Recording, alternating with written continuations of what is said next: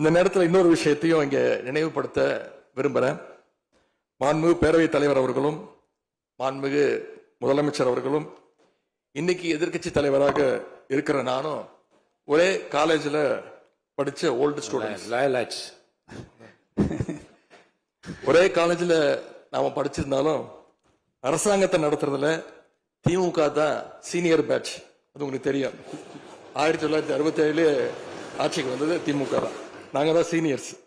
அந்த அடிப்படையில் எங்களுடைய நாலேஜையும் எக்ஸ்பீரியன்ஸையும் நாங்க ஷேர் பண்ணிக்க ரெடியா இருக்கோம். அதை ஏத்துக்க நீங்களும் தயாராக இருங்க. ஏன்னா நமக்கு எப்பவுமே தமிழ்நாட்டு மாநிலத்துடைய நலன்தான் மிக மிக முக்கியம். மாண்புமிகு பேரவைத் தலைவர் அவர்களே, நீங்க போட்டியின்றி தேர்வாகியிருக்கீங்க. மாண்புமிகு முதலமைச்சரும் எதிர்க்கட்சி தலைவரான நானும் உங்களை அவை முன்னவரும் இந்த இருக்கையில உட்கார வச்சிருக்கிறோம், அமர வச்சிருக்கிறோம்.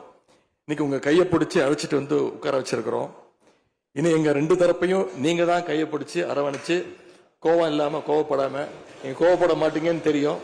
உங்களை கோவப்படுத்துற மாதிரி எந்த செயலையும் நாங்க செய்ய மாட்டோம். சட்டமன்ற ஜனநாயகத்தில் ஆளுங்கட்சி காதுகளாகவும் எதிர்கட்சி குரலாகவும் இருக்க வேண்டும். அதுலதான் இந்த அவையுடைய பெருமை நிச்சயம் அடங்கி இருக்கு. பொதுவா இதுக்கு முந்தைய சட்டமன்ற பேரவை எடுத்துக்கிட்டா ஆளுங்கட்சி வரிசையில அதிக உறுப்பினர்களும் எதிர்கட்சி வரிசையில அதை விட குறைவான உறுப்பினர்களும் இருப்பாங்க. ஆனா இந்த முறை கிட்டத்தட்ட ஆளுங்கட்சிக்கு இணையான எதிர்கட்சி வரிசை வலிமையா இன்னைக்கு அமைஞ்சிருக்கு. அதுதான் இந்த பேரவையுடைய இன்னொரு கூடுதல் சிறப்பு. இதன் மூலமா தமிழ்நாட்டு மக்கள் ஒரு முக்கியமான செய்தியை நமக்கு சொல்லி இருக்கிறாங்க.